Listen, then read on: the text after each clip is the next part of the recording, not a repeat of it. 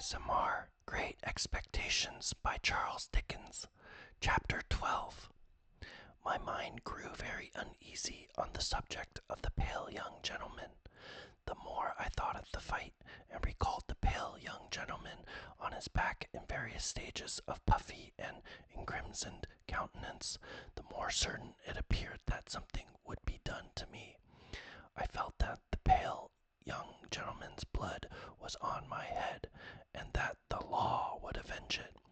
Without having any definite idea of the penalties I had incurred, it was clear to me that village boys could not go stalking about the country, ravaging the houses of gentlefolks, and pitching into the studious youth of England, without laying themselves open to severe punishment.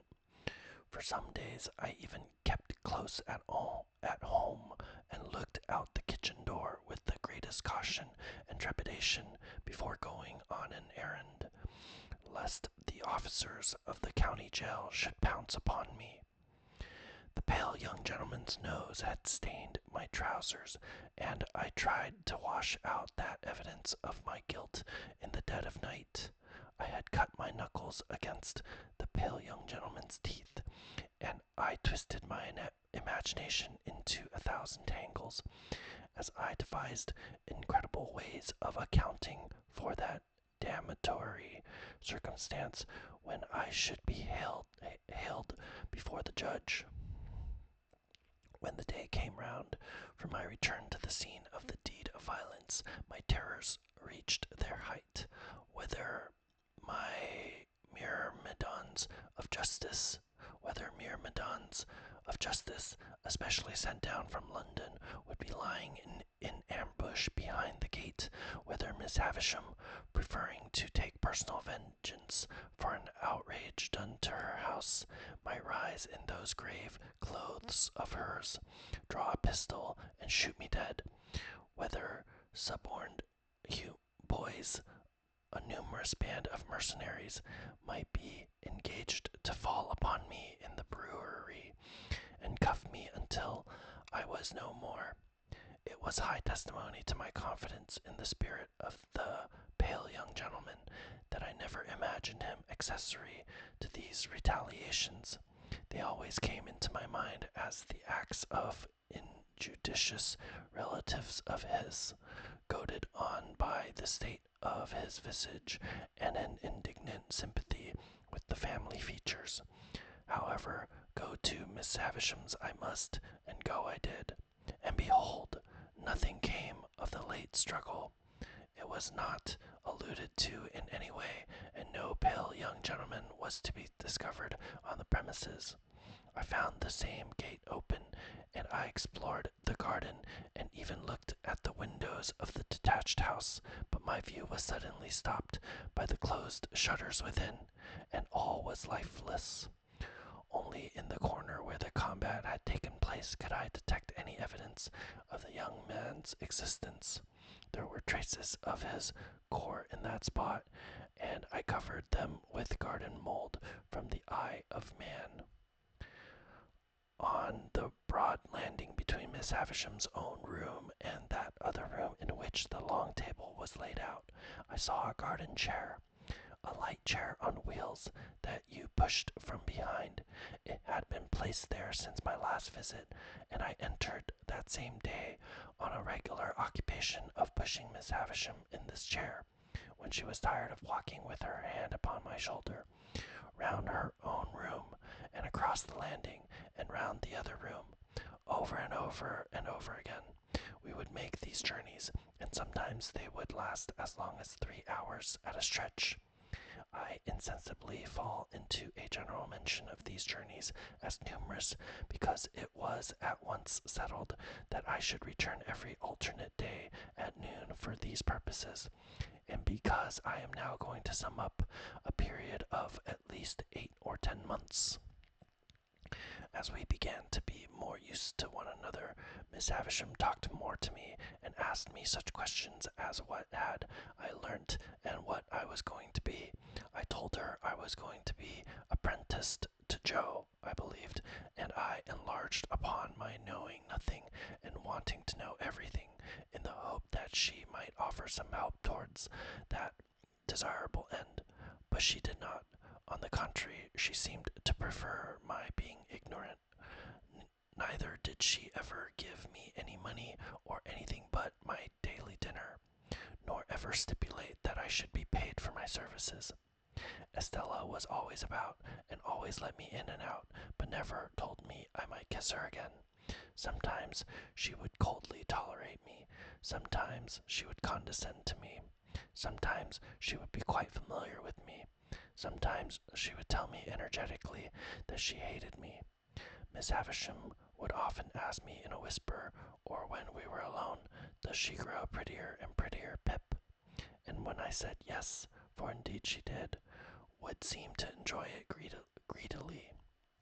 Also, when we played at cards, Miss Havisham would look on with a miserly relish of Estella's moods, whatever they were, and sometimes when her moods were so many and so contradictory of one another that I was puzzled what to say or do, Miss Havisham would embrace her with lavish fondness, murmuring something in her ear that sounded like, break their hearts, my pride and hope, break their hearts and have no mercy.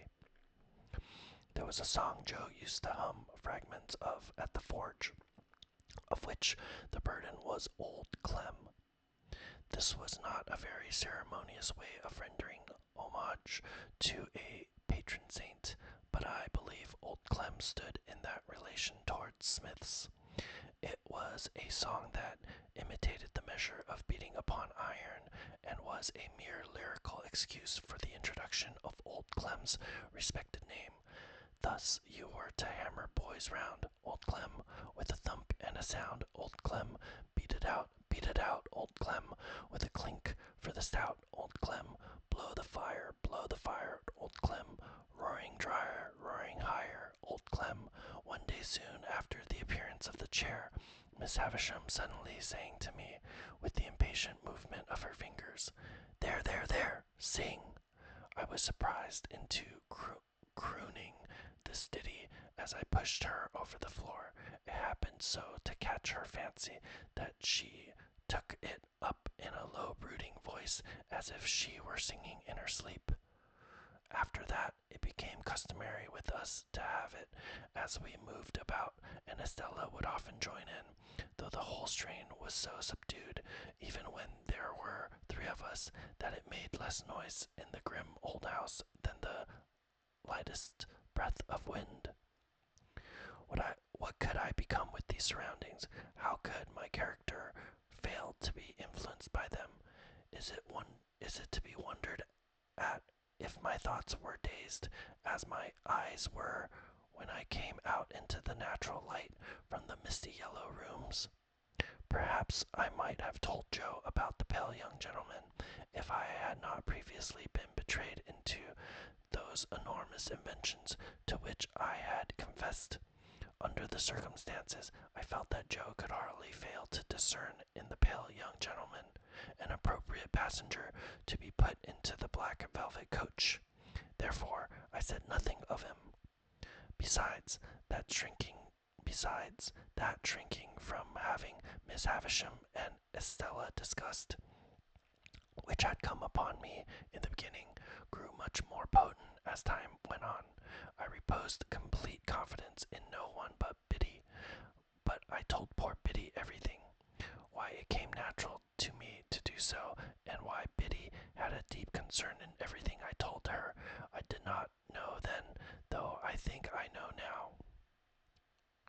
Meanwhile, councils went on in the kitchen at home, fraught with almost insupportable aggravation to my exasperated spirit. That ass, Pumblechook, used often to come over of a night for the purpose of discussing my prospects with my sister, and I really do believe, to this hour with less penitence than I ought to feel, that if these hands could have taken a linchpin out of his chaise cart, they would have done it. The miserable man was a man of that confined stolidity, stolidity of mind that he could not discuss my prospects without having me before him, as it were, to operate upon, and he would drag me up from my stool, usually by the collar, where I was quiet in a corner, and putting me before the fire as if I were going to be cooked, would begin by saying, "Now, mum, here is this boy which you brought up by hand. Hold up your head, boy, and be forever grateful unto them which so did do. Now, mum, with respections to this boy," and then he would rumple my hair the wrong way, which from my earliest remembrance, as already hinted, I have in my soul denied the right of any fellow creature to do, and would hold me before him by the sleeve, a spectacle of imbecility, only to be equalled by himself. Then he and my sister would pair off in such nonsensical speculations about Miss Havisham, and about what she would do with me and for me, that I used to want, quite painfully, to burst into spiteful tears, fly at Pumblechook, and pummel him all over. In these dialogues, my sister spoke to me as if she were morally wrenching one of my teeth out at every reference, while Pumblechook himself, self-constituted my patron, would sit supervising me with a depreciatory eye, like the architect of my fortunes who thought himself engaged on a very unremunerative job. In these discussions, Joe bore no part, but he was often talked at while they were in progress, by reason of Mrs. Joe's perceiving that he was not favorable to my being taken from the forge. I was fully old enough now to be apprenticed to Joe, and when Joe sat with the poker on his knees thoughtfully raking out the ashes between the lower bars, my sister would so distinctly construe that innocent action into opposition on his part, that she would dive at him, take the poker out of his hands, shake him, and put it away. There was a most irritating end to every one of these debates. All in a moment, with nothing to lead up to it, my sister would stop herself in a yawn, and catching sight of me, as it were incidentally, would swoop upon me with, "Come, there's enough of you. You get along to bed. You've given trouble enough for one night, I hope," as if I had besought them as a favor to bother my life out. We went on in this way for a long time, and it seemed likely that we should continue to go on in this way for a long time, when one day Miss Havisham stopped short as she and I were talking, she leaning on my shoulder, and said with some displeasure, "You are growing tall, Pip." I thought it best to hint, through the medium of a meditative look, that this might be occasioned by circumstances over which I had no control. She said no more at the time, but she presently stopped and looked at me again, and presently again, and after that looked frowning and moody. On the next day of my attendance, when our usual exercise was over, and I had landed her at her dressing table, she stayed me with a movement of her impatient fingers. "Tell me the name again of that blacksmith of yours." "Joe Gargery, ma'am." "Meaning the master you were to be apprenticed to?" "Yes, Miss Havisham." "You had better be apprenticed at once. Would Gargery come here with you and bring your indentures, do you think?" I signified that I had no doubt he would take it as an honor to be asked. "Then let him come." "At any particular time, Miss Havisham?" There, I know nothing about times. Let him come soon, and come along with you." When I got home at night and delivered this message for Joe, my sister went on the rampage in a more alarming degree than at any previous period. She asked me and Joe whether we supposed she was doormats under our feet, and how we dared to use her so, and what company we graciously thought she was fit for.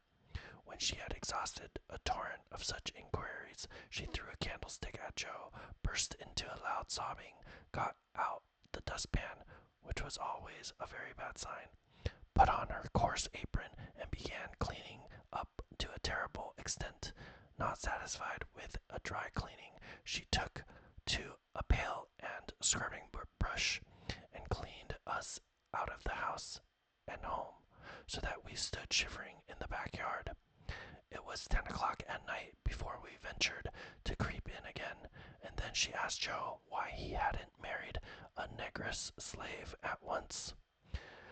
Joe offered no answer, poor fellow, but stood feeling his whisker and looking dejectedly at me, as if he thought it really might have been a better speculation.